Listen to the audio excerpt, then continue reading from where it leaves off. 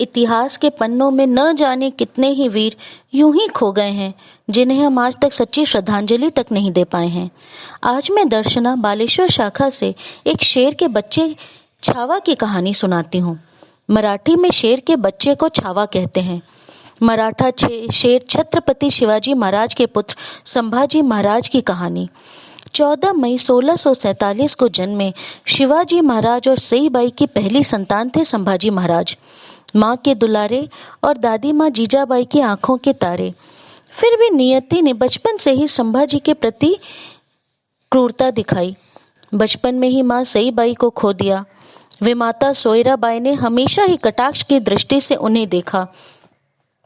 पिता शिवाजी महाराज अक्सर राजकाज के कार्य से बाहर ही रहे, सो अपनी दादी माँ के साथ ही संभाजी बड़े होने लगे। जीजाबाई की छत्र छाया में बड़े होने के कारण संभाजी में शिवाजी महाराज की तरह ही उच्च संस्कार और मजबूत इरादों का संचार हुआ। जब वह 9 साल के थे तब उन्हें एक राजनीतिक बंधन के तौर पर अंबर के राजा जयसिंह के पास बंधक बनाकर भेजा गया। उनका विवाह भी राजनीतिक समझौतों के तहत जीवूबाई से हुआ। एक बार शिवाजी महाराज को कैद कर औरंगजेब ने जेल में डलवा दिया। उस समय संभाजी महाराज भी शिवाजी महाराज के साथ जेल में रहे। उन विषम परिस्थितियों में अपने पिता के साथ रहने के कारण उन्हें धैर्य बनाए रखने का सच्चा पाठ मिला। उन्हें इस बात की भी शिक्षा मिली कि विषम से विषम परिस्थिति में भी समाधान खोजने के लिए अपनी बुद्धि की चतुरता का होना बहुत जरूरी है, जिससे समाधान मिल ही जाता है। फिर शिवाजी महाराज संभाजी के साथ एक मिठाई के डलिया में छिपकर औरंगजेब की गिरफ्त से फरार हो गए और उसके बाद संभाजी मथुरा में 1.5 वर्ष तक एक ब्राह्मण बालक के वेश में छुप कर रहे। यहाँ उन्होंने संस्कृत की भी शिक्षा पाई। अज्ञातवास की अवधि में संभाजी का परिचय कवि कलश से हुआ।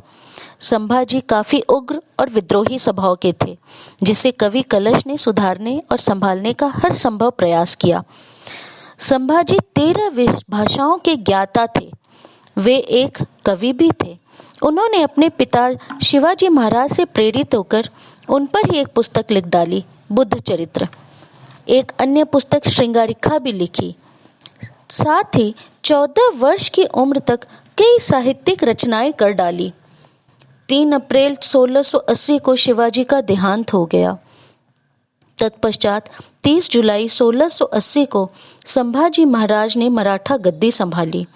1689 तक संभाजी महाराज ने मराठा गद्दी संभाली। इस बीच उन्होंने मुगलों के साथ लगभग 120 युद्ध लड़े और उनमें से एक भी नहीं हारे। संभाजी महाराज 9 साल तक औरंगजेब के साथ युद्ध करते रहे और उन्हें हराते रहे। पुर्तगालियों को भी गोवा से खदेड़ दिया।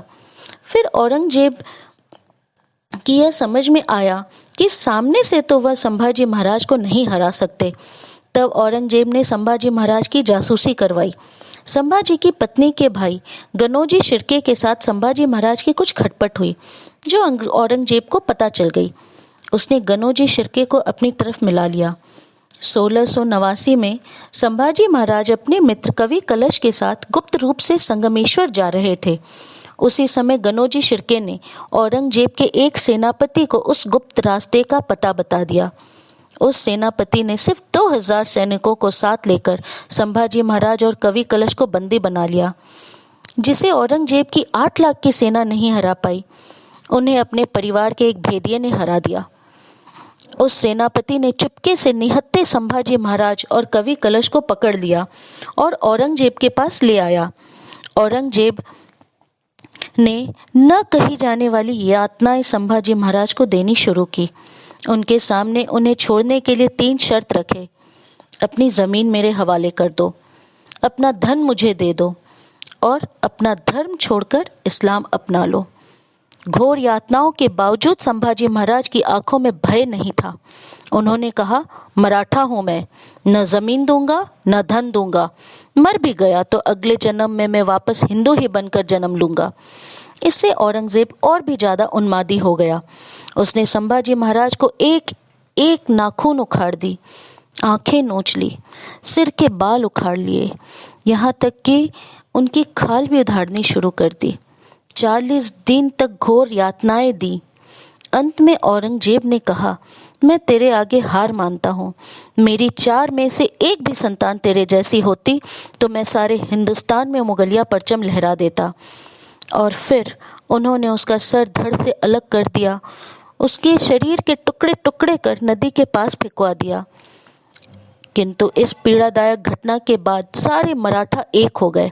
संभाजी महाराज के शरीर को जोड़कर उनका अंतिम संस्कार किया। किंतु संभाजी महाराज की मौत ने प्रत्येक मराठा के घर को महल बना दिया। हर सपूत संभाजी महाराज बन गया, हर नारी वीरांगना हो गई। फिर से मराठाओं ने एक होकर औरंगजेब के खिलाफ युद्ध छेड़ दिया। कुछ ही वर्षों में औरंगजेब मराठाओं के हाथों मारा गया और देश की दक्षिण की भूमि में ही दफन हो गया। गर्व है मुझे कि मैंने इस देश की धरती में जन्म लिया जहाँ संभाजी महाराज जैसे वीर ने जन्म लिया है। किंतु दुख भी है जिन्हें हमारे देश ने इस वीर को भुला दिया। आज हम सबकी जिम्मेदारी है कि हम देश के बच्चे बच्चे को ऐसी वीर गाथा सुनाएं। देश धर्म पर मिटने वाला शेर शिवा का छावा था, महापराक्रमी परम प्रतापी एक ही शंभू राजा था। धन्यवाद।